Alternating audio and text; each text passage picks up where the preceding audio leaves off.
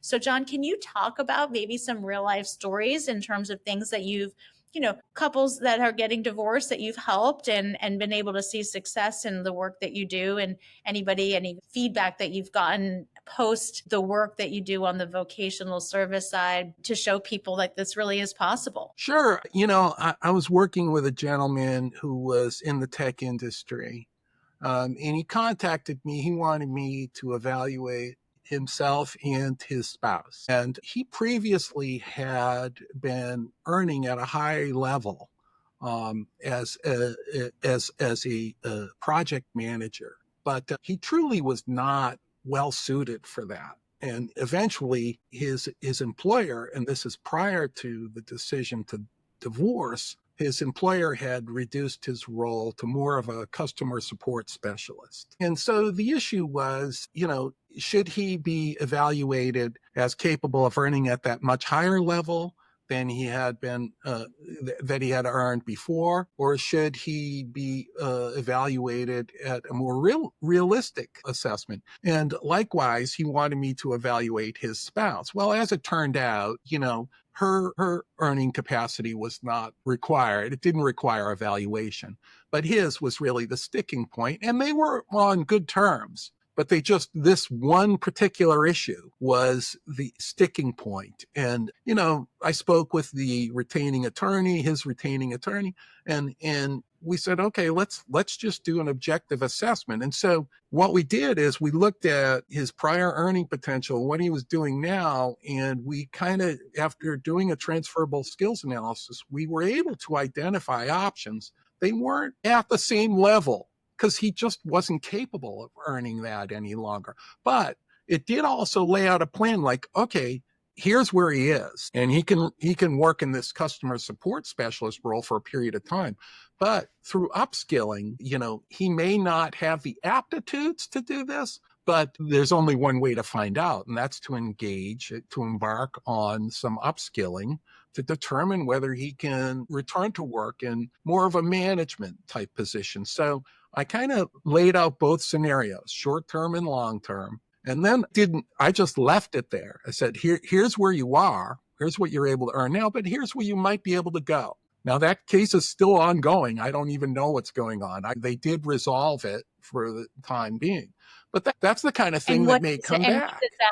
What does resolve it mean? Meaning that, so she was getting maintenance off of his current customer support role, and she was which was greater than, in his earning potential was greater than what he had estimated, because he hadn't explored the labor market in the same way that I was able to.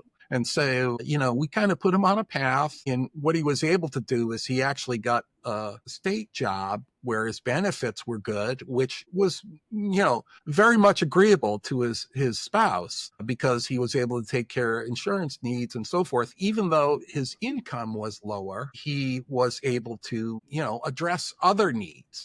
And we also developed more of a long-term plan to say, okay, and if you take these steps over the next, let's say, 5 years, you may be able to return to the private sector and earn an income in a related job, earning something comparable. So, that is the kind of case probably would have benefited from mediation, and instead of litigation. And I think that both attorneys handled it well, and ultimately they did mediate a solution there. And that is always the most satisfying outcome for me, is when all parties are in agreement, because I try to be neutral. That's very, very important in my line of work, even when the cases are highly contested. Our objective is always to kind of minimize the distraction around the emotional issues of divorce and just stay in our lane.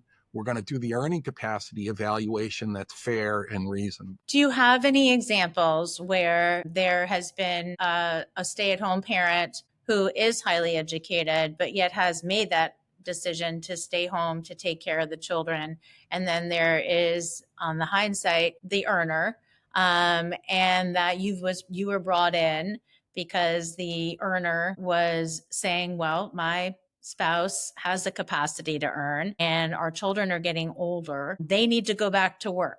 because I'm not going to continue to pay for them to be at home when the kids are at school, 65% of the day? Do you have a scenario by which, one, you did the evaluation, the spouse that was stay at home actually was pleased to know what her or his earning capacity is. And then reflectively, you went on to help them and guide them to be more secure about what their livelihood's going to look like in the future. Do you have a really good example on like the fear of this getting done at the beginning from the individual who's not working, and then being able to say, okay, well, that was actually a good thing, and I'm glad I got that done? Yeah, I mean, there are, of course, many cases like that. Oftentimes, let's take a common scenario where an MD marries an RN, and they have children, and the mother stays at home to take care of those children.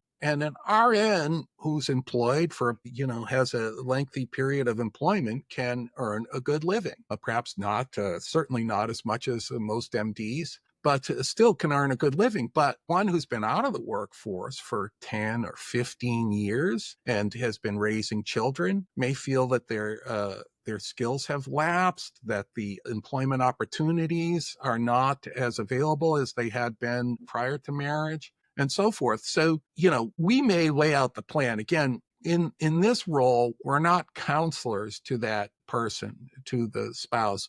When we may lay out the plan and then maybe, suggest a service such as yours, to assist people in kind of overcoming the barriers that we identify in returning to work. There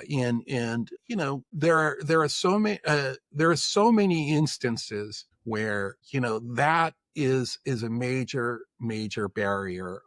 And we have to look at, the age of the children, all these other factors to establish what is reasonable. And that we have to have some understanding about what custody looks like in order to establish that someone's availability to work. Yes. So we look at all those factors, and then we help to kind of identify the services that are going to reduce the fear of returning to work, understand where those skills, as you were describing so well, those skills that are developed by managing a family's budget, by caring for those children, navigating all the bureaucracies that we have to navigate as parents, those skills are useful in so many different business settings. And they may not translate immediately to historical transferable skills analysis, but they can be accounted for. They can be identified and encouraged to build a career.